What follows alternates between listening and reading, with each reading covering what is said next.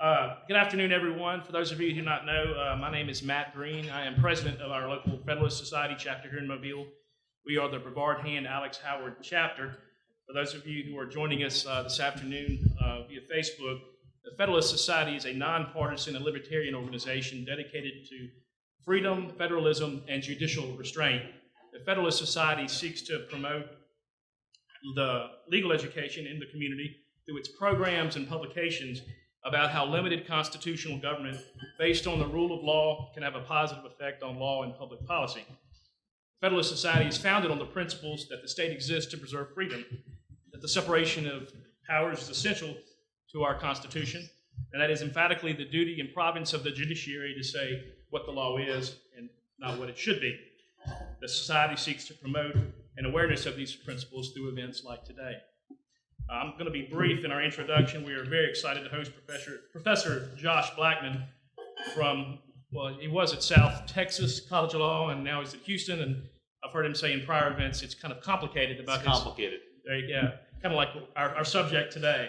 But briefly, Josh is really an authority on the Obamacare history of litigation, the actual bill itself, and we're here today to talk about his new book, Unraveled, Obamacare, Religious Liberty, and Executive Power. Which I will sign to you after the Thank you very much.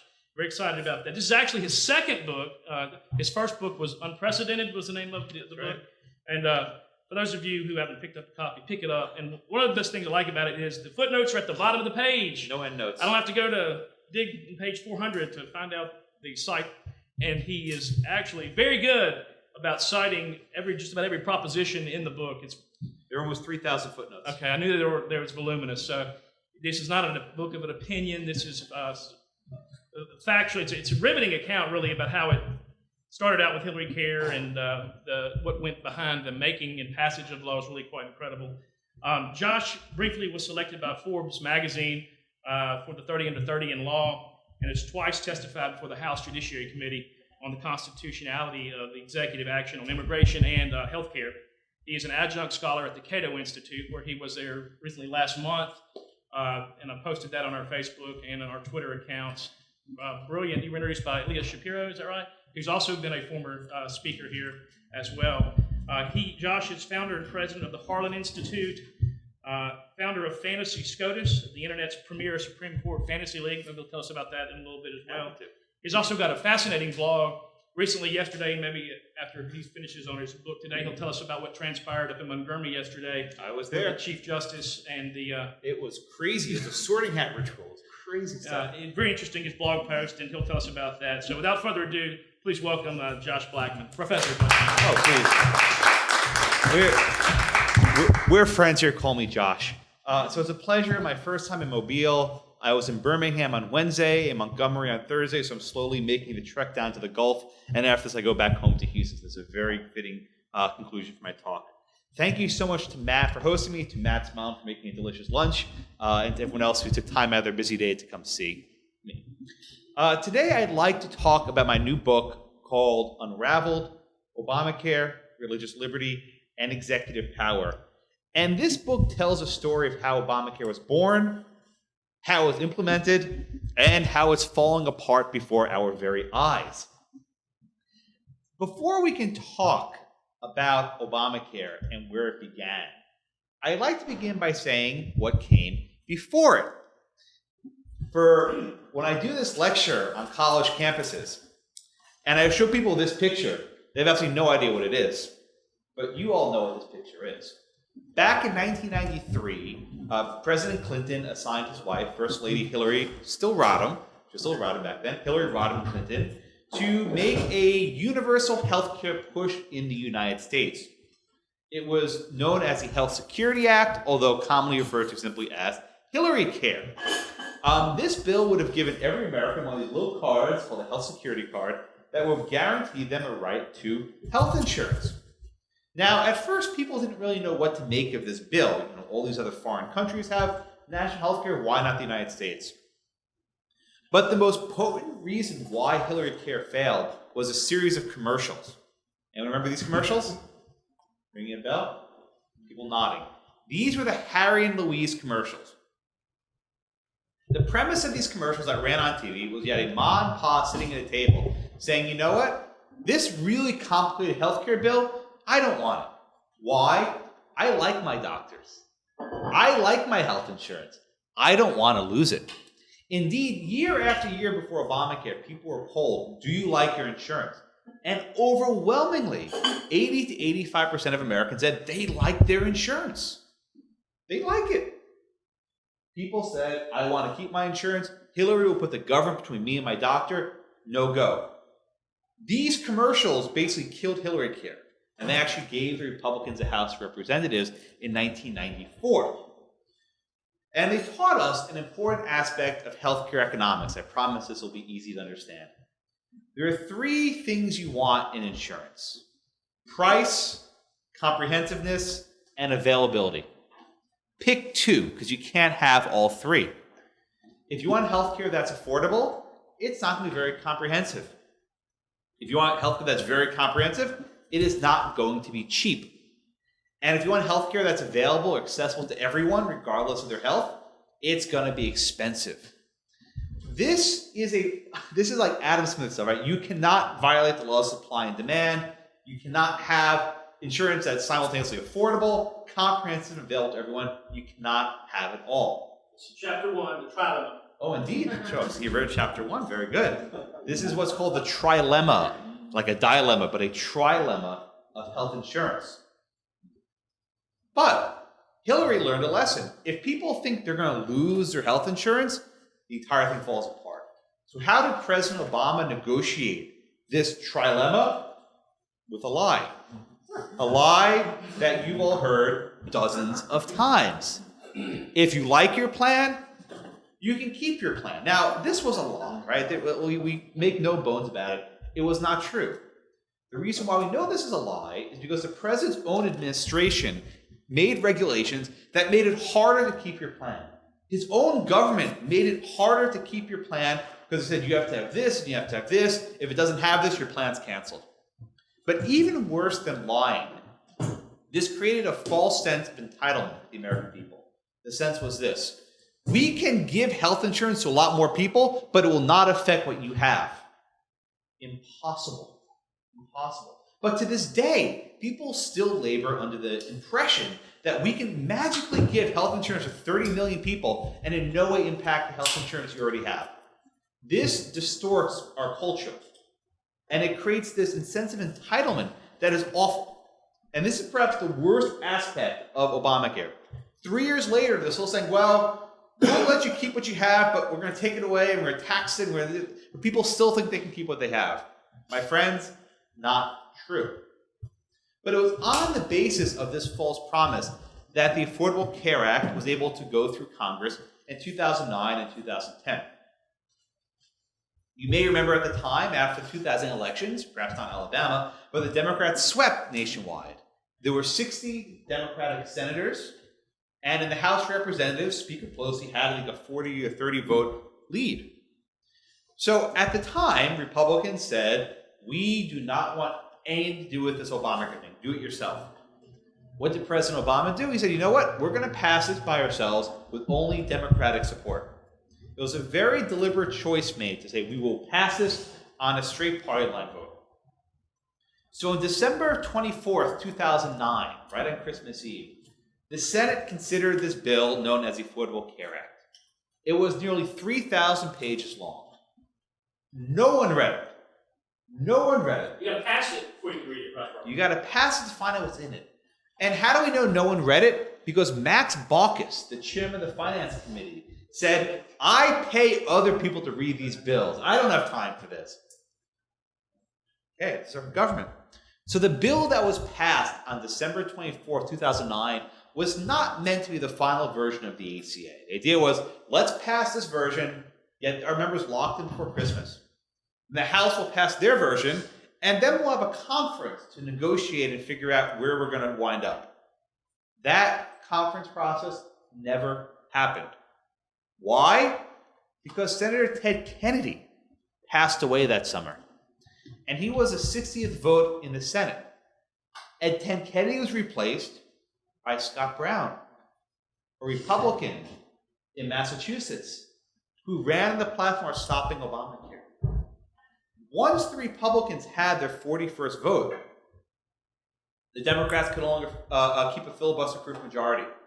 So what do? Do they abandon Obamacare? Of course not. They said, here's what we're going to do, guys. We're going to pass this draft version of the bill. This incomplete version that was never meant to be final, that no one actually read, that's going to be Obamacare. So the bill that we have today was never meant to be the actual bill. All the things that are falling apart aren't even designed that way. We're basically living with a draft, like version 1.0, right? Speaker Pelosi said, well, we'll pass it now. He stole my line. And then we'll find out what's in it later, right? Pass the bill to find out what's in it. She meant that quite literally, because they hadn't had an opportunity to actually negotiate the terms of the bill. So we are living with this abomination that was never meant to be final. Never meant to be final. And the House Republicans, Speaker Boehner at the time, had no power to stop it. He simply lacked the votes. So on March 22nd, 2010, a date that will be seared in my mind forever, I was actually in Washington, D.C. that day. I hadn't planned on it. And there was this massive Tea Party rally in D.C. I wasn't attending, I was walking around. And they were chanting, kill the bill, kill the bill. And you know, these people were all over the place making all this noise, but there was nothing that they could do to stop it. And the key point that I want to highlight on this chart is right there. See if I do it quickly enough, I can make it 0. Not a single Republican supported this law. Not one. And there's a couple ways of looking at this, right? So the first way is that, you know, the Republicans are being intransigent. They're opposing Obama's agenda because, you know, they don't want him to succeed. Probably true. But on the other hand, they wanted nothing to do with a law that would centralize power over 20% of the American economy and put government between us people and their doctors. The reason why this chart is significant is to this day, Republicans have no buy-in to the ACA. They have no interest in the law succeeding, and in fact, they've voted 60-odd times to have it repealed. Those votes are going nowhere because the president would veto them, but they have these votes on a frequent enough basis to make their campaign commercials sing. In any event, the bill passed the Senate, the bill passed the House, it goes to the president's desk for signature, and this was March 23rd, 2010. He's smiling, he's happy, he's like, yes, we have Obamacare. It's going to be awesome, right? Everything's going to be awesome. Not so fast. Within 7 minutes of President Obama signing the ACA into law, lawsuits were filed across the country, in Virginia, Florida, and elsewhere, challenging the constitutionality of Obamacare. What was the problem?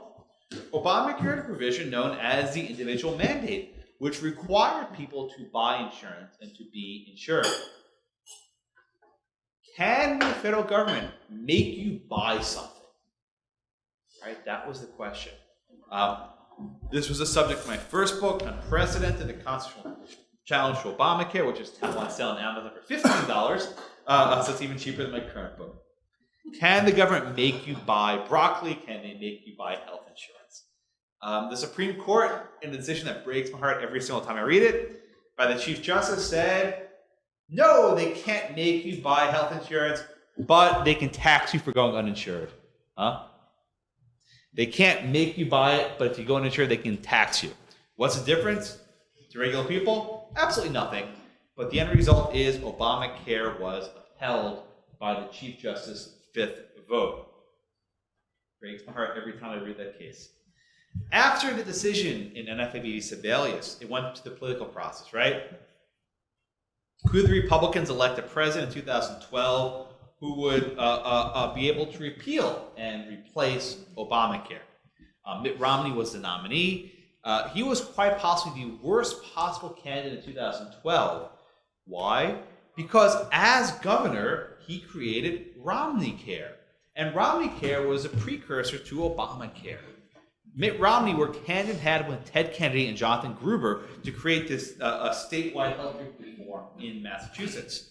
During one of the debates, President Obama told Mitt Romney that you are the godfather of Obamacare. You want to know what? He was right. The election happened, as we know. Barack Obama won his second term in office. The Chief Justice swore him in yet another time. I would love to know what they're saying right now. It's like, thanks, buddy. I got your back. Yeah. I got your back, right? But the case went forward, and the White House remained in President Obama's hands. The second phase I like to talk about is religious liberty, or as I refer to in the book, conscience and contraception. During the debates over the ACA, you may recall that the biggest controversy concerned funding of abortions. Would Obamacare use federal taxpayer dollars to fund abortions? And pro-life Democrats like Bart Stupak of Michigan and others said they would not support the ACA if there was abortion funding in the bill. So how did President Obama resolve this dilemma? He signed an executive order which said, I will not fund abortions with Obamacare. Now, all of you are smart enough to know an executive order is worthless because it can be repealed with the president's signature. And this executive order was really worthless because it didn't actually do anything. But this was enough to secure the votes of these pro-life Democrats who then supported the ACA, and they had then enough to get them over the the threshold in the House of Representatives to pass. But perversely, this hasn't been the big religious liberty controversy over Obamacare. The big controversy has been over something else that didn't get much attention at the time. It was over the Women's Health Amendment, sponsored by Senator Mikulski of Maryland. Now, a few of you asked before about the Little Sisters and otherwise. I'm going to blow your minds. Obamacare, the bill Congress voted on, does not have a contraceptive mandate. The actual bill that Congress voted on does not use the word birth control, does not use the word contraceptive, does not exist. So what are we fighting over? The ACA has a provision known as the Women's Health Amendment. The Women's Health Amendment, which says that insurers must provide, read it a little bit small, with respect to women, quote, preventive care. So when you have insurance from your employer and you're a woman, you get, quote, preventive care. What is preventive care for women? I don't know, mammogram, colon cancer screening, different types of cancer screenings. You know, you can use your imagination what preventive care means. In their infinite wisdom, the Department of Health and Human Services and the Health Resources Service Administration and the Institute of Medicine said, you know what, we know better. Preventive care means the full range of FDA-approved contraceptives, including the morning after pill, Plan B and Ella. The entire debate over the ACA, there's no reference to birth control anywhere in there. They say in a few spots family planning, whatever that means, but Congress was very careful, Democrats know what they're doing, not to mention that this would make nuns buy birth control pills, because that might have sabotaged the bill. Instead, they stayed quiet, they put this word preventive care in there, knowing full well how the bureaucracy would interpret that term. And as a result, we now have this Women's Health Amendment, which gave rise to the contraceptive mandate. This was an actual advertisement put out by the government in Colorado, encouraging young women to sign up for health insurance. I'll read it to you if I can do it in Mobile without getting in trouble. It says, let's get physical. OMG, that's, oh my God, for those who don't know. OMG, he's hot. That's my favorite. Let's hope he's as easy to get as this birth control. This was an actual government advertisement. So the consequence is perhaps this young lady, you see him giving thumbs up, he's looking very smug, he knows it's about to go down. But the consequence of giving this woman free birth control is who's got to pay for it? Nuns. You see, the bill Congress passed didn't have any sort of conscience clause. It said any employer with more than 50 employees is subject to this mandate, including nuns who hire janitors, nurses, custodial staff who aren't Catholic perhaps. They now have the government right to request on their health insurance plan access to the morning after pill. As you can imagine, this was very controversial. So the Obama administration said, okay, we're going to be nice to religion. Here's what we're going to do. If you are a house of worship that caters primarily to people of the same faith, We will exempt you from this mandate. Now, think about that for a second. If you're a church and you run a food kitchen, a lot of churches do, and you're open to the public, you don't check baptismal certificates at the door, you are not religious enough to get this exemption because you're not serving primarily people of your own faith. The Little Sisters of the Poor let people stay in their home. It's a retirement home, regardless of their religion. Anyone can stay there. They're open to, whoever's elderly and sick and poor, they can live there. This was the initial compromise that if you only have a house of worship for your own people, we'll give you an exemption. This blew up. Even Democrats were angry at this. So they revised it again. There's a second round of accommodations that said, well, any house of worship is exempted. So if you're a church or a synagogue or a mosque, you are exempted. What about a religious charity? What about a religious charity, right? The nuns at the Little Sisters are not working in an abbey. It's not like Sound of Music, right? They have a retirement home for the elderly and the sick. They were not exempted. They were accommodated. Now we ask Josh, what's the difference between an exemption and an accommodation? With an exemption, the employees get no birth control. Go buy it themselves on the marketplace, go get Obamacare, whatever you want, but they get nothing. An accommodation means the nuns don't pay for it, someone else pays for it. So the government is still using the nuns' plan as a conduit to provide the birth control. So again, the exemption, totally out of the system, they get nothing. Accommodation, they use the nuns' plan to provide this birth control. Or in their words, they're hijacking the Little Sisters' plans as a conduit to provide birth control to the employees of the organization. This was the Obama administration's idea of how to balance religious liberty, say, well, you don't have to pay for it, someone else will pay for it, we'll simply use your contract to provide it. As you can imagine, this proved to be controversial, not only for religious charities, but also for for-profit corporations such as Hobby Lobby. I'll get to Hobby Lobby in a minute, but I'd like to talk a little bit more about the politics of Obamacare. In the pivotal period of the spring, summer, and fall of 2013, this was a very serious time. Now, if you had asked me, after Mitt Romney was defeated, after I finished my first book, is the battle for Obamacare over, right? Is this thing a done deal? And I always said, yeah, probably, right? Obama won. Okay, I wrote a book about it, but that's about it. How wrong I was, which means maybe you should be listening to me now. My predictions are usually awful, but I was quite wrong. Because during the summer of 2013, you may remember these commercials, my senator and a member of the Federalist Society in good standing, Ted Cruz, barnstormed the country and put commercials on TV saying we need to defund Obamacare, right? We need to stop Obamacare before it starts. And Cruz and Senator Mike Lee of Utah formed this virtual army to try to stop Obamacare. So here was the plan, right? Obamacare exchanges opened up on October 1st. Right? That's when the Obamacare exchanges opened up, October 1st, 2013.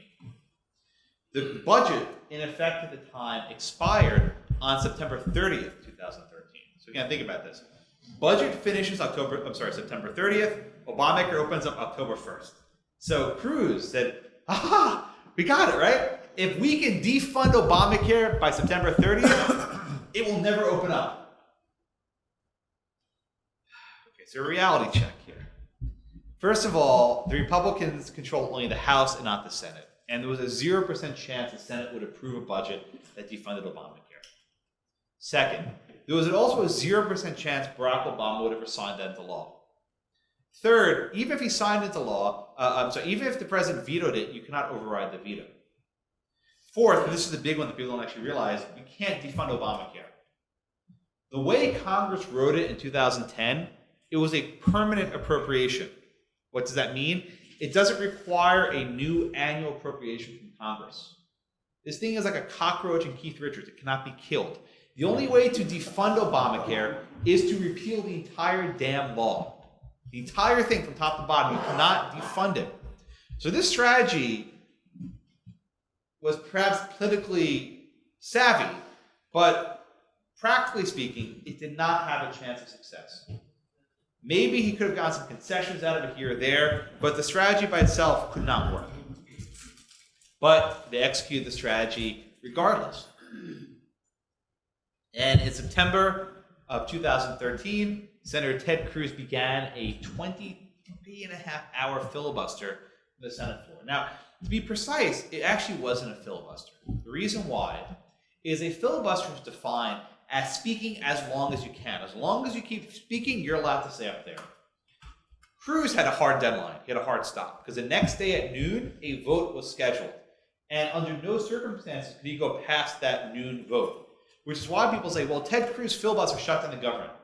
It's not accurate. He could not speak beyond a vote. And at that vote, the Senate voted to fund Obamacare. So Cruz's role was actually quite minimal. Although he did read, it's actually Dr. Seuss book, Green Eggs and Ham to his kids on the Senate floor from his filibuster. And this is actually Cruz in the first night. And this is actually Cruz by the end. He was kind of, his tie's coming down, looking pretty tired. Exactly. If you look carefully, though, this pin, it's a battle flag of Gonzales, the come and take it pin, if you know my Texas history. But in any event, Cruz's filibuster motivated the House Republicans who were girded for battle. They didn't quite know how to finish the battle, but they were girded. And the end result was on September 30th, no budget was passed, and the government shut down. Now, the idea of a government shutdown is something of a misnomer, right? The number one thing we see is, oh my God, the federal parks were closed. The government never actually shuts down, right? You still get your mail. You still get your Social Security. Medicare, Medicaid keeps coming, right? All that happens is certain employees who are deemed non-essential are furloughed, and eventually they're given back pay, so they have nothing to complain about. They have a short inconvenience, but they get paid in the long term. The easiest way to fix this problem would be to say during a government shutdown, keep the parks open. Keep the parks open. Because why? What do you have? It's political. You can use your shutdowns of the parks to make a political point. I'll give you an example. Mount Rushmore in South Dakota. It's a freaking mountain. It was closed. They actually closed off the roads opposite the mountain, so people came and stopped and look at it. The Grand Canyon is a hole in the ground. They closed the Grand Canyon. Although curiously, Statue of Liberty in New York, the government of New York reached a deal to fund it, keep it open. So that landmark was able to stay afloat, no pun intended. But the most visible symbol of the shutdown was the World War II Memorial in Washington, D.C. You have this group called Honor Flight that flies vets to World War II to see their memorial. And they come in early in the morning, they go to the memorial, and they fly back at night. It's a really, really good program. I had actually signed my grandpa up for it, but he didn't get picked before he could no longer go. But it's a good group. The vets weren't so much interested in these barriers. So what do? Well, if the shores of Normandy can't stop them, a bunch of stupid metal gates will not stop them either. So they literally carried these gates across the street and dropped them at the White House lawn. That was that. But that didn't last too long, for the simple reason that not only was the government shutdown crisis unfolding, but the debt ceiling was rushing in. And what's the debt ceiling? It's the limit of how much money Congress can borrow. And effectively, they were about to run into that limit real soon. So eventually, the Republicans caved. They caved completely. And not only did they fund the government's entirety, not only did they raise the debt ceiling, they actually repealed the sequestration, which is a way of cutting spending. So the government shutdown strategy, the defund Obamacare strategy, was awfully unproductive and actually lost policy points. You actually had it worse off than if it never happened in the first place. So it was a bad idea, top to bottom. Even worse, though, than the government shutdown was the attention it took away from the website. Yes, on the very time when the government was shut down and everyone was focusing on these memorials and these, the parks and everything else and these furloughed federal employees, healthcare.gov launched. Or at least it was supposed to. You see, the website cost $2 billion, billion with a B, $2 billion. It didn't work at all. it was something of a absolute nightmare. For days at a time, the thing wouldn't load. People who had, trying to buy insurance simply couldn't, sitting around loading forever. And this became a serious liability for the president. For the simple reason is, this was defining his presidency. And there was actually talk for a brief period of, do we have to scrap this thing and start from scratch? Right? Do we just simply skip over it? So the president called in the nerds. This was a so-called tech surge. We had a bunch of engineers from Facebook and Google and elsewhere come to Washington, D.C. Now, when you think of a tech surge, right, you think of Iraq, right? You're in trouble when you're naming your IT policy after a war plan, okay? This was problematic. But the remarkable thing is, the tech surge was not like this bus full of nerds. There were like 5 or 6 people. And these 5 or 6 people did what an entire federal bureaucracy could not do in 2 years, which was build a functional website. And in the span of about a month, the president said, I promise, please let it work.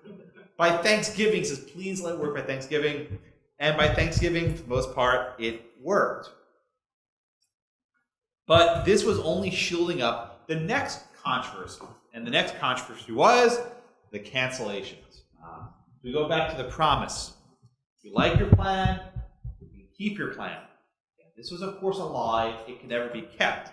But people only realized that this was a lie in the fall of 2013, as roughly 4 million Americans received in the mail one of these cancellation notices saying, hey, because of the new healthcare law, we cannot renew your policy, right? Your policy, maybe you like it, maybe it's cheap, maybe it's affordable, but it doesn't cover all the things Obamacare requires. Cancel. Sebelius was called testified before Congress, but the president's promise was dubbed the lie of the year, and indeed it was a significant lie that ensured the passage of the ACA. Had this lie not been told, I can say this with some credibility, had this lie not been told, we would not have Obamacare. If people were still worried about losing their policies, we'd be right back at Hillary Care, it would have been toast. So this was an essential lie to get across the hump, to pass Obamacare. So what happens? People now who had their policies canceled say, okay, now I got to buy Obamacare. I don't know where this Obamacare store is. It's probably somewhere. Exactly, yeah. I haven't seen them. I'm sure it's somewhere. But eventually, by the end of the first year, the president boasted that 8 million people signed up. So I want to actually break down the numbers. Seeing the news now, this many million people and this many million people.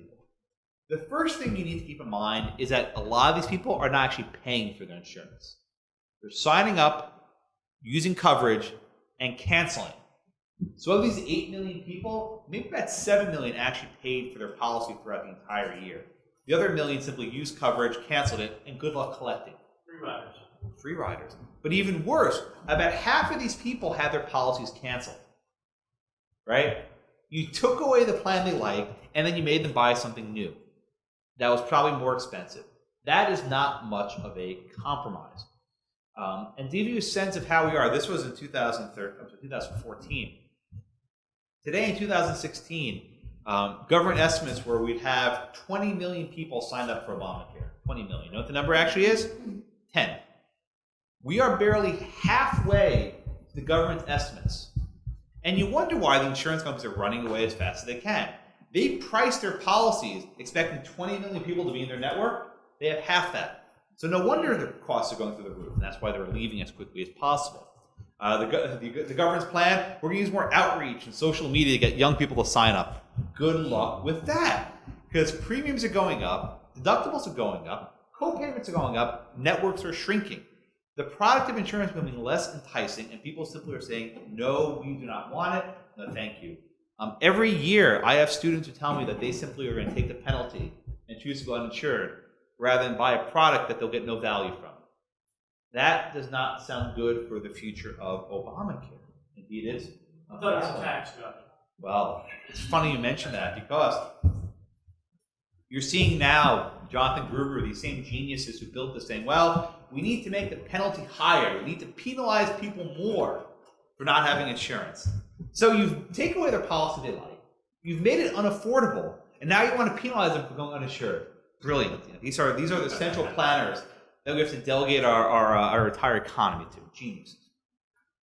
Well, let's go back to the Supreme Court in our remaining time. And I'd like to talk about three main cases. There's Hobby Lobby, a case called King v. Burwell, and the Little Sisters of the Poor. And the first aspect of religious liberty requires me to discuss a case from 1991 called Employment Division versus Smith. Al Smith was a Native American who lived in Oregon. And as part of his religious sacrament, he used peyote. Everyone knows what this is? It's a sort of hallucinogenic cactus that's used in a lot of Native ceremonies. Mr. Smith worked as a drug counselor. You can imagine his employer wasn't too happy to find out that he was doing illegal controlled substances. So he was terminated from his job. Smith then applied for unemployment from the state, and he was denied benefits because he was let go for cause. He was fired for doing illegal drugs. Went to the Supreme Court. And Smith said to the Supreme Court, hey, look, you can't deny me unemployment benefits because I'm engaging my religious ritual. In a very controversial 5-4 decision by Justice Scalia, no less, the court said, too bad. This law applies generally. No one can do drugs, right? You're not targeting Native Americans. You're not targeting Christians or Baptists. This law applies neutrally to everyone. And as a result, the state can apply this law and not give you the benefits. Now, back then, Congress agreed this was a bad decision. So you have Republicans and Democrats. That's Orrin Hatch, and that's a much younger Chuck Schumer, who championed a bill known as RFRA, the Religious Freedom Restoration Act. And what RFRA said was that if the government wants to burden your religion, they have to have a really good reason for doing so. And even more importantly, they must choose the least restrictive means of burdening your religion. So if the government can do something in one way that burns religion, and another way that doesn't burn religion as much, they have to choose the least restrictive way that burns religion the smallest amount. Okay? This was a statute, and Congress said, we don't like what the Supreme Court said. We want to give additional protection for free exercise above what the Constitution requires. Alabama has their own state. Indeed, most states have them. The reason why states have them is because in a case called Bernie v. City of Flores, 1995 or 6, the Supreme Court struck down the federal RFRA as applied to the states. The Supreme Court said, states, you cannot be sued for this. Congress, you can't put states in this position. So as a result, Alabama, Texas, a lot of other states enacted their own Religious Freedom Restoration Acts. In fact, you may recall Indiana passed a RFRA about a year ago. Mike Pence got into some trouble over that. But these laws do exist. And it was under this law that Hobby Lobby challenged the contraceptive mandate. Hobby Lobby is a business that started off in a garage making picture frames. They started off with one store, and now stores all over the place. I can see a couple in the Gulf right around here. I'm sure there's I'm sure there's some very nearby. They're a craft store. But even though they're a craft store, religion is a core component of their business. They're closed on Sundays. They have Christian counseling in their store. They support charities. And even though this, they're nationwide, I think they're in all 50 states or close to it, it's not a publicly traded company. It's basically owned by David and Barbara Green. They're the co-founders, husband and wife. And all this might look like an Easter card. It's actually a picture of the board of directors. The family is owners of the company through a trust. Everyone who owns it is a family member. They all share the same religious beliefs. They have the same ideas.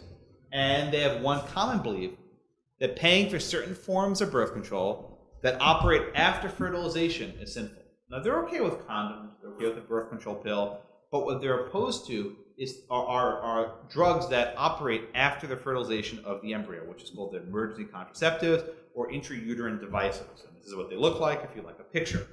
And they said, we do not want to pay for these 4 forms of birth control. As you can imagine, this became very controversial, the so-called war on women, that this company is trying to harm women.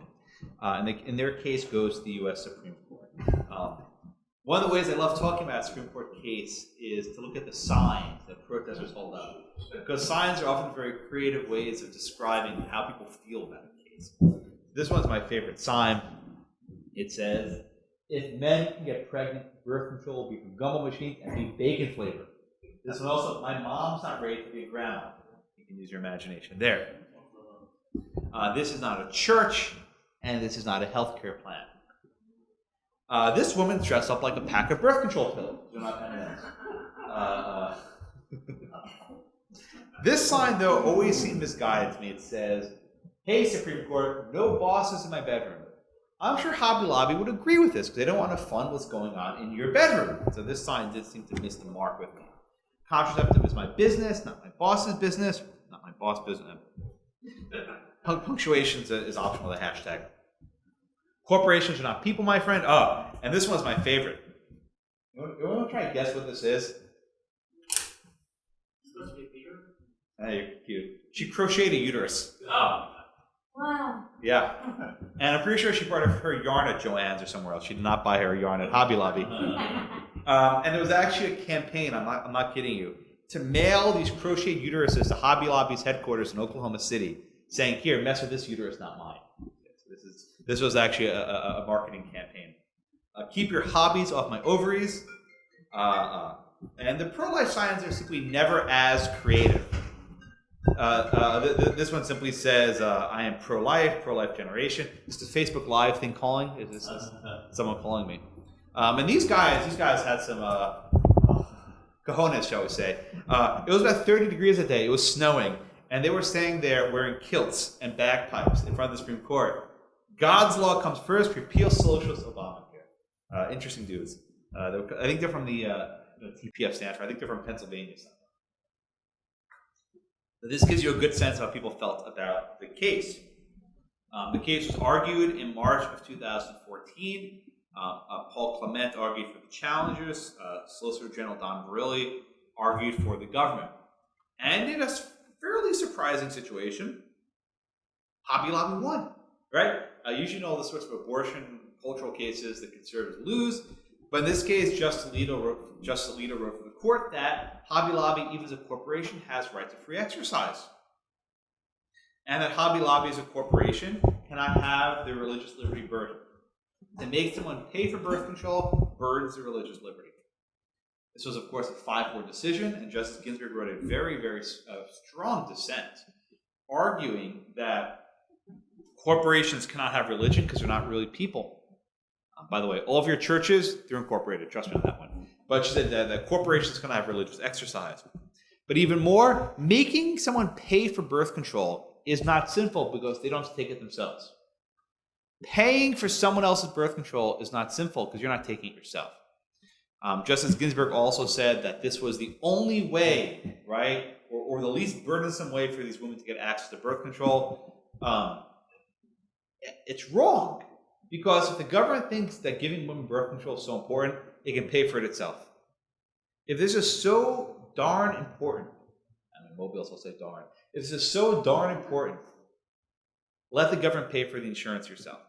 But she was a notorious RBG, notorious Ruth Bader Ginsburg. I think it's actually starting to go to her head a bit. She's getting a little bit loopy in her older years, but she's still on the court, and unfortunately Justice Scalia is not. So it's still a sad day. But they were good friends. They were excellent friends. But for once, the pro-life generation won. This girl blowing kisses, sending the wrong message, I suppose. But we'll take that for what it's worth. So that was the first case, Hobby Lobby. The second case I want to talk about is a case called King v. Burwell. And this involves the exchanges. Now, Obamacare has two different kinds of exchanges to buy a policy. So first, states can establish their own exchange. And this allows people in their own state to buy a policy on a New York exchange or California exchange or Massachusetts exchange. However, if a state refuses to establish an exchange, and they can't be compelled to do so, but if a state refuses to establish an exchange, they fall back to a federal exchange. So for example, in Alabama, you guys did not build an exchange. So if you're in Alabama and you want Obamacare, you have to go into healthcare.gov. But there's a problem with this.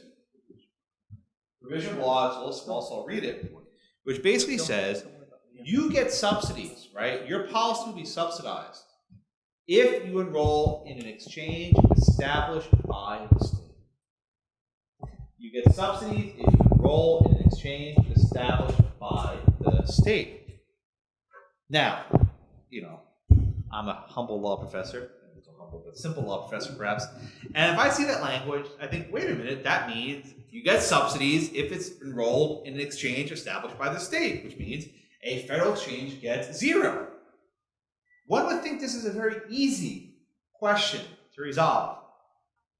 Not for Obamacare. Because the Obama administration said, wait a minute, that's not good, because all these people on healthcare.gov won't be able to afford insurance. And by the way, if health insurance is too expensive, you're exempt from the individual mandate. And you're exempt from the employer mandate. It basically blows up Obamacare in one fell swoop. So what did the government do? They issued a rule. And the rule says we will treat federal exchanges and state exchanges in the same way. That this language actually means there's no difference between a federal and a state exchange. Goes to the Supreme Court. What does the Supreme Court do? Not good. In another opinion by Chief Justice Roberts, the court upholds the government's reasoning. Why? The Chief Justice, in an opinion for the court, says the purpose of the ACA is to improve health insurance, not destroy it. And we will read Obamacare with that presumption. In other words, any reading of the ACA which results in people losing health insurance will not be the preferred reading. Even though the text of the statute is strong, he says, this is not how we're going to read the ACA. So for the second time, the Chief Justice said, not on my watch. I will not be complicit in gutting Obama. Justice Scalia delivered what would be his last dissent from the bench. And Justice Scalia made a point of saying, all the usual rules of how courts operate, all the usual rules of how we read statutes, all the usual rules of how we behave as judges seem not to apply for this law. That we apply a different set of rules for the Affordable Care Act. Indeed, Justice Scalia referred to the ACA with an acronym, SCOTUS Care, Supreme Court of the United States, that this is a law of the Supreme Court's own creation. The Chief Justice rewrote a penalty into a tax. He rewrote the Medicaid expansion, and now he's willing to rewrite the word state to actually mean federal. Scalia wrote, words no longer have meaning if we can play these games with the statute for the sole purpose of saving it. So with that, the Supreme Court gave its final blessing to the ACA. But the battles over the ACA are far from done, which brings me to the third case, which I teased earlier, involving the Little Sisters of the Poor. The Little Sisters of the Poor are an order of nuns, and their mission is to provide care and comfort to the elderly and the sick. They run homes throughout the United States where people of all religions, Christian or not, can come and live out their lives in dignity with these wonderful people. I was actually fortunate enough, after their case was argued, to go to a lunch with about 50 of these nuns who were all over the place. I felt like I was in a castle for the Sound of Music. But it was a very nice lunch, and I really enjoyed talking with a few of them. Their position is very simple, right? They say, look, if our employees, not the nuns, but if our employees want to use birth control, we can't stop them, right? That's not our mission to stop them. But don't do it on our plan. Go give them a separate plan somewhere else. Go let them go sign up on Obamacare and buy a birth control plan, right? Don't use our plan. The government says, well, if you make the women go get a separate plan or go sign up on Obamacare, that is a burden for them. And you cannot impose that burden on the women to make it harder for them to obtain access to birth control. So the only way, the government says, the only way for women to get this birth control without this burden is to use the plan of the nuns. This was a case that went to the Supreme Court. This is actually a sketch of the nuns having breakfast at the Supreme Court cafeteria where the case was argued. I was there at the argument. I was actually sworn into the Supreme Court bar that day. And it was kind of cool. You have all these nuns walking around, these guys in the robes. I mean, it was a sight to be seen in the Supreme Court. It's usually very somber, everyone's in a dark suit. You have these nuns walking in all in white. It was pretty cool to see. But the case was argued, and it seemed very divided. Surprisingly divided. Why? There were only 8 justices. By the time the case got to the Supreme Court, Justice Scalia had already passed away about a month earlier. So the case indeed was divided. After the arguments, the nuns came down the steps. It was actually quite a sight to be seen. There were hundreds of Catholic school girls and boys sitting on the street outside. The nuns were cheering as the little sisters came down in their habits. They gave a pretty rousing speech by the microphones. But they didn't quite know what to expect because, again, the case seemed divided. There were 8 justices. What happened next was kind of crazy. Usually after a case is argued, it's submitted, it's done, and we simply wait for a decision. Not here. The justices assigned homework, and they said, we'd like the parties to come up with some other idea, right? Is there some other way that women can get birth control without burdening the nuns? Some other option. And the parties said, yeah, not really, right? Here's the disagreement. The nuns said, we're okay with them having birth control so long as there's a separate plan. Government says they cannot use a separate plan. So you have this massive divide for whether you use the same plan or a separate plan. You know, you have your dental card, your prescription drug card. Government said no. You have one insurance card, gives you everything done. So what did the Supreme Court do about this massive disagreement? They pretended it didn't exist. And they simply said, well, the party said that maybe they can work something out. Go figure it out, you guys. Come back with 9 justices. So they sent the case back down to the lower courts for an indeterminate amount of time, like a purgatory perhaps for the nuns, that they're stuck here. They celebrated a victory. Why? Because they didn't lose. In fact, they were very happy because they thought they were going to lose outright. So the case, even to this day, as I stand here before you, is still pending and still live. But the issue has not gone away. And how you can accommodate the religious liberty of these nuns while ensuring women have access to birth control through their employer without any burden, it's really hard to reconcile. Either one of them is going to have to lose. Either you're going to have to burden the nuns or burden the women. They both cannot win. I think if I had to go to poll in this room, I know which one you'd pick, but unfortunately, none of you are on the Supreme Court, unfortunately.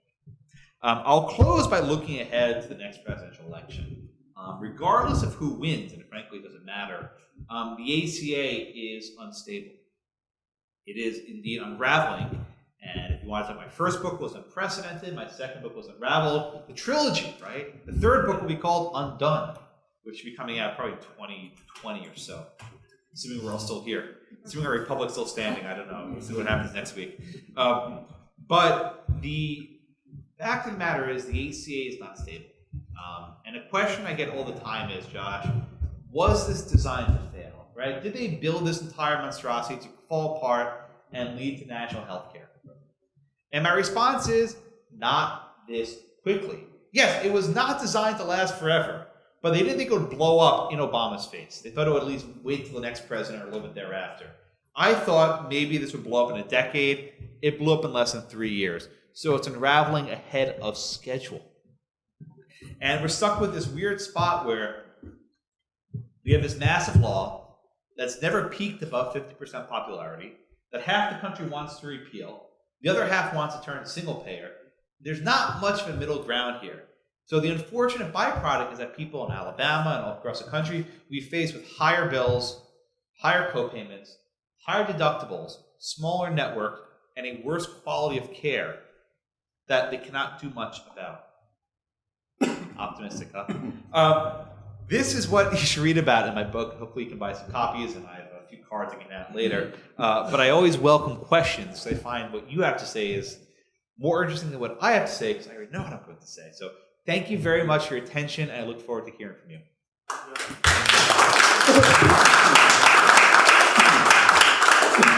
Questions? Well, what's a single payer plan? Okay, so let me explain this precisely. There are a couple of different forms of government-run healthcare. So Canada had, until recently, what's called a single-payer plan. That means private insurance is illegal. Everyone must be on government health care, period. That's why all the Canadians would come across the border to America for treatment. It was actually illegal in Canada to sell a policy. The other option that they have in the United Kingdom. In the United Kingdom, everyone has access to what's called the National Health System, the NHS. However, if you're wealthy, you can buy private insurance. So the poor people, they're stuck with government health care, and the elites are able to get a private insurance. A pure single-payer system would be impossible in this country because we have such a long tradition of insurance. But what we probably will have at some point is more like the NHS, where everyone's given access to like a Medicaid type plan. But if you're wealthy, you can go buy your private insurance or pay cash and get your own health care. If you look at what Hillary Clinton and others are proposing, it's probably trending towards the latter path, where eventually everyone has access to health insurance. It's really bad. And if you're wealthy, you can still get your own doctor. What's the status of the employer mandate? Is it fully phased in at this point? Very good question. So the employer mandate was a provision of Obamacare that was designed to require people with more than 50 employees to cover their workforce. This was controversial because people were saying, "Look, I'm working 30 hours a week. I have to cover I have to cover this person. Let me drop them down to 20 hours a week."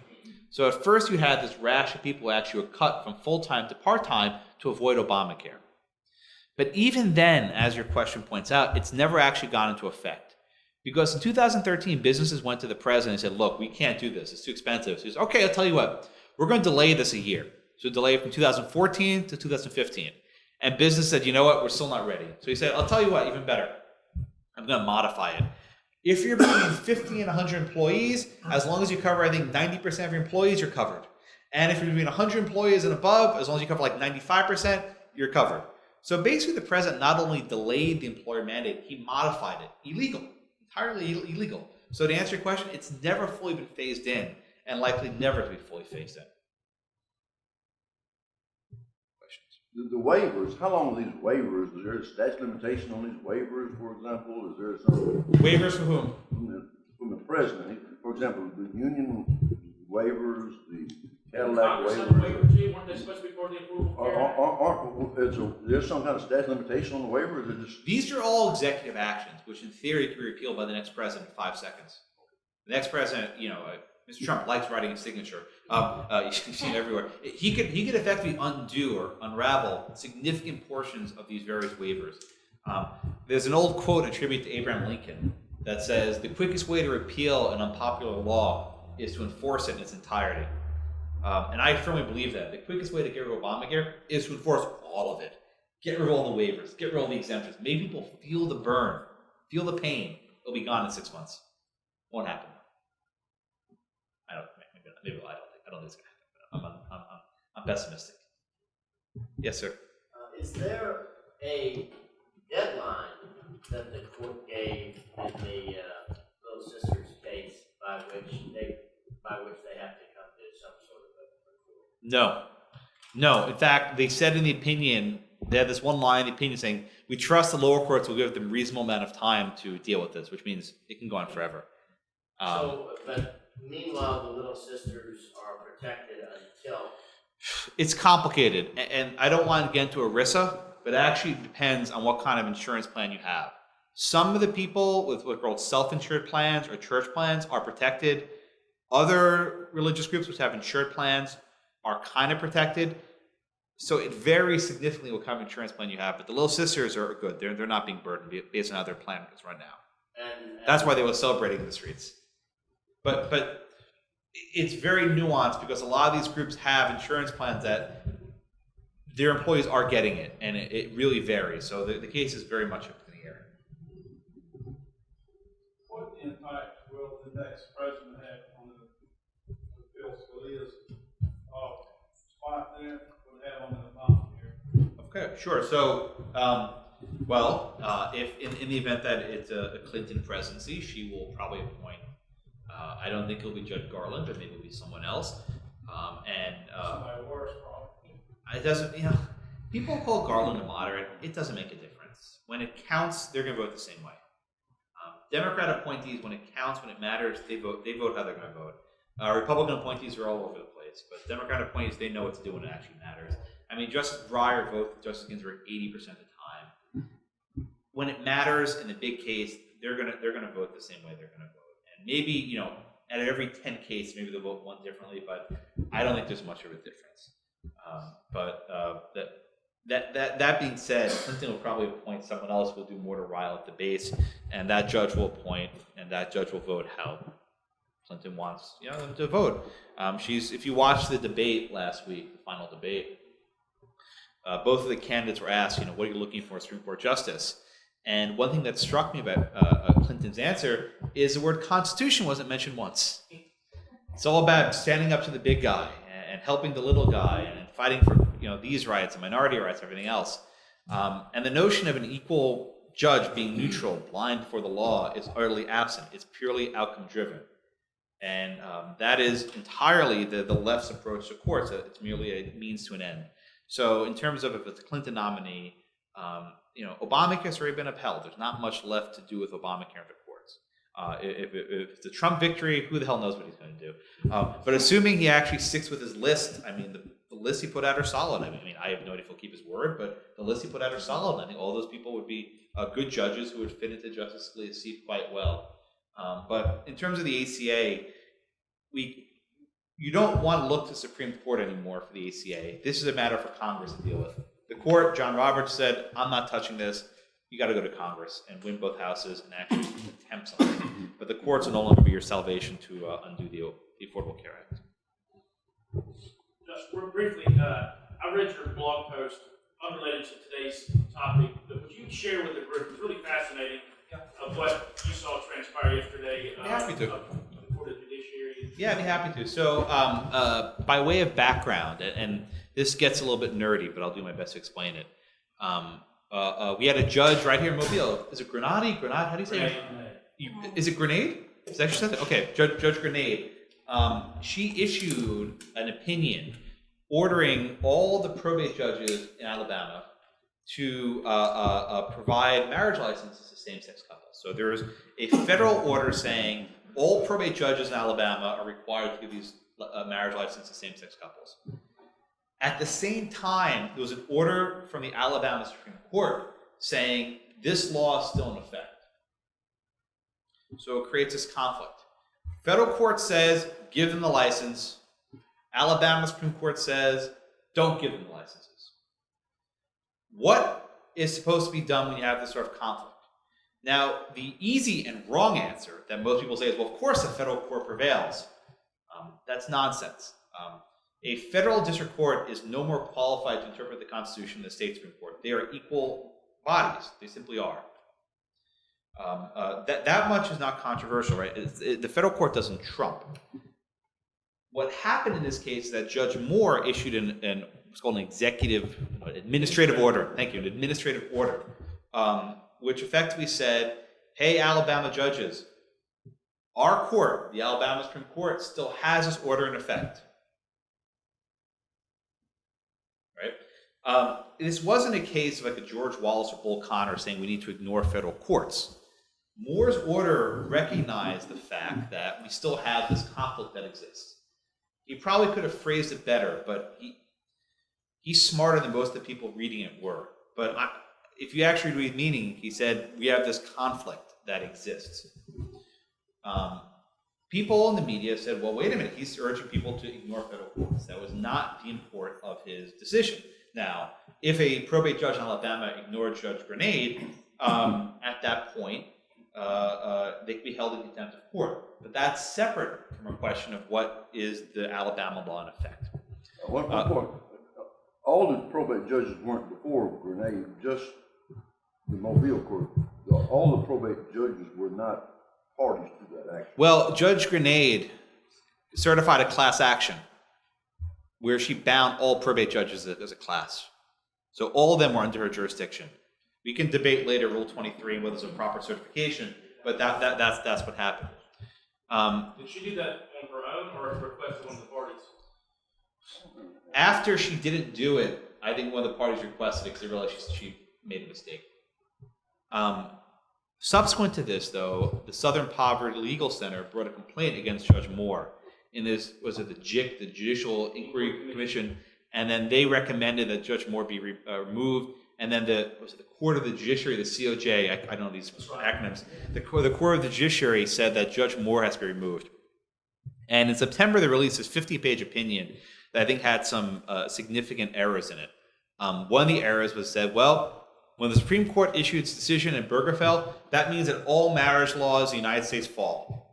That's not how courts work. Courts only have jurisdiction to decide the issues before them. And in the case of Obergefell v. Hodges, there were 4 laws at issue: Kentucky, Tennessee, Michigan, Ohio. That was it. Isn't that what Lincoln argued with Dred Scott? No. I'm so glad this is not Lincoln. This is not Dred Scott. The Supreme Court only had jurisdiction over those 4 cases. Subsequent to Obergefell, lower courts went to say, okay, based on Obergefell, we're going to enjoin Louisiana's law. We're going to enjoin Texas's law. We're going to enjoin Alabama's law. And indeed, that's what Judge Granati did. She said, based on Obergefell, we are going to tell these probate judges not to enforce them. But this conflict still existed because the Alabama Supreme Court, because they're cowardly, refused to actually rule on the issue because they didn't want to get primaried. So they simply ignored it. They pretended like nothing was there. But this JIC and this Court of the Judiciary said, well, Judge Moore was ignoring the Supreme Court. The Supreme Court never said a word about Alabama's law, right? If anything, he ignored Judge Grenade, who is not the final expositor of federal law. The U.S. Supreme Court is.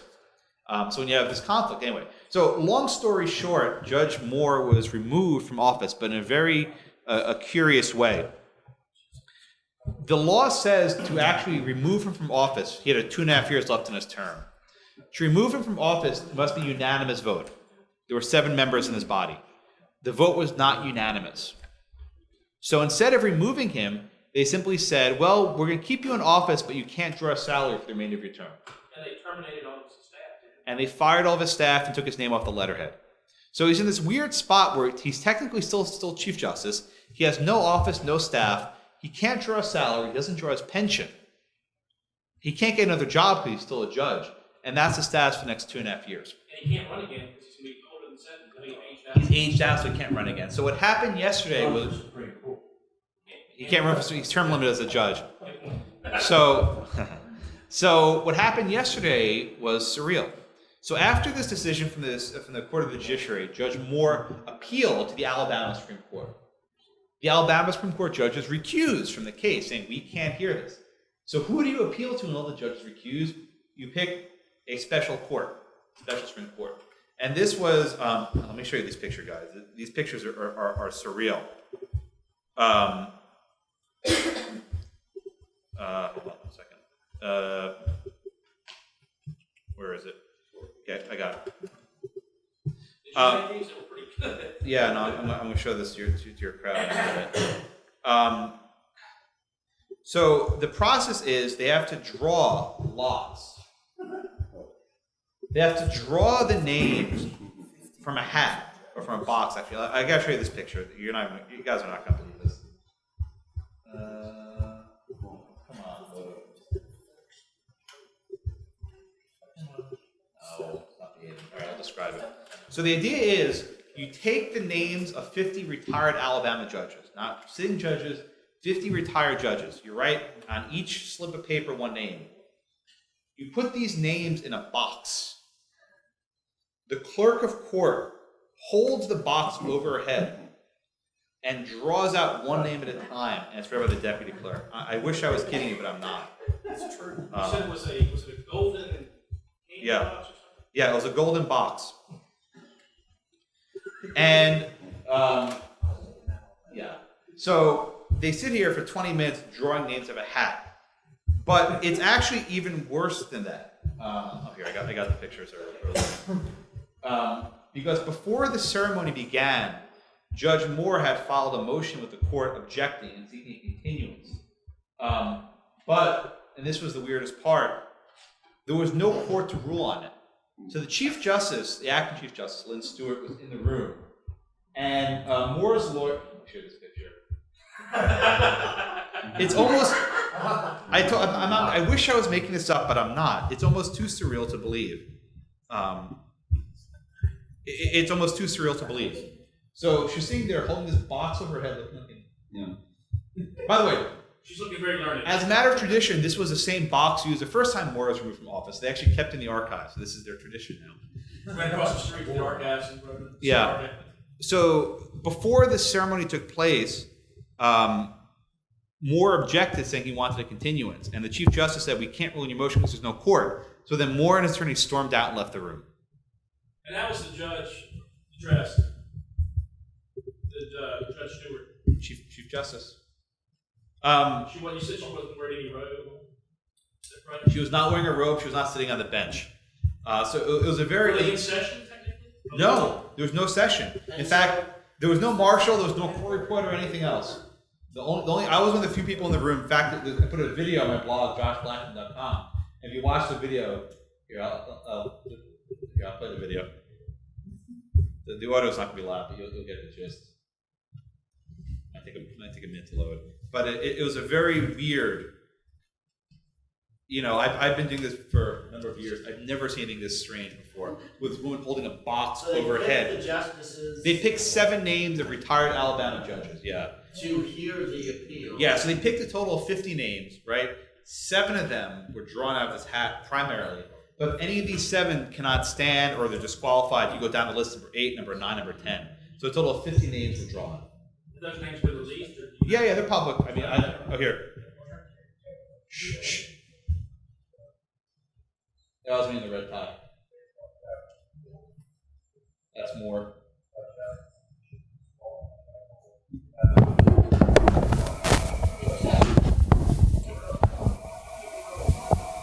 That's the Chief Justice in blue.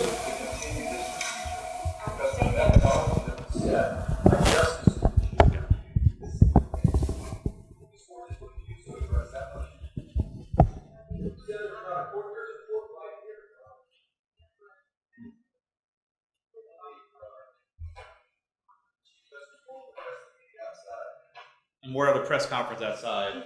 That's me sitting right there in the red tie. So Moore said outside that the acting chief wants to be chief, so it's all political. So everyone storms out.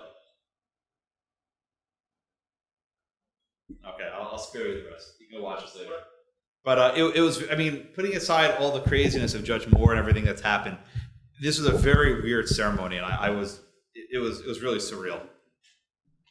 But constitutional question, getting back to the constitutional question, when there's a conflict of an interpretation of the Constitution. The U.S. Supreme Court is the only body that can resolve that. Not a U.S. district judge cannot be the ultimate arbiter on a constitutional issue that's. She's not the ultimate, but what she can do is hold in contempt any probate judges who ignored it. That is within her authority, but she can't settle the issue definitively. Judge Grenade. I've been saying Grenade now for 2 years. I guess it's Grenade. Okay. Yeah, it's Grenade. Do you think that, based on what you've seen, and you've written a law review article on section you've written it out, but do you think that what the decision to remove him was incorrect? Look, I don't know anything about Alabama ethics, right? I have no knowledge on the Alabama canons of ethics. But what I will say is that the Court of the Judiciary made some really fundamental errors about Cooper v. Aaron, about the relation between state and federal courts, and also about how those disputes are resolved. This Court of the Judiciary said basically when there's a conflict between a federal court and a state court, the federal court trumps. That's wrong. That's not the law. And they made some very, very fundamental mistakes. I'll be writing more about it in the near future. Any other questions? I'm just going to give a flag. Thank you, everyone. Thank you all so much.